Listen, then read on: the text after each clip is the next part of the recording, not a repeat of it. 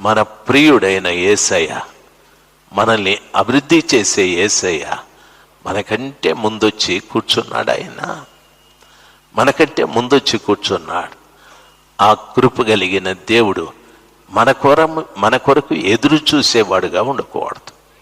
మనల్ని సమయానికి చూసి ఆయన మనల్ని అభివృద్ధి చేయటానికి మనలో ఉన్న శ్రేష్టమైన లక్షణాలు. వాక్యాన్ని చదువుతున్నావా? వాక్య ప్రకారంగా జీవిస్తున్నావా? ప్రార్థన చేస్తున్నావా? ఉపవాసం ఉంటున్నావా?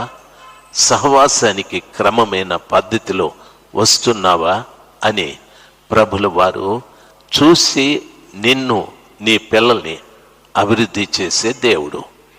అభివృద్ధి చేసే ఆ గొప్ప దేవుని ఎదుట మనము నిర్లక్ష్యాన్ని చేయకూడదు, అలక్ష్యాన్ని చేయకూడదు.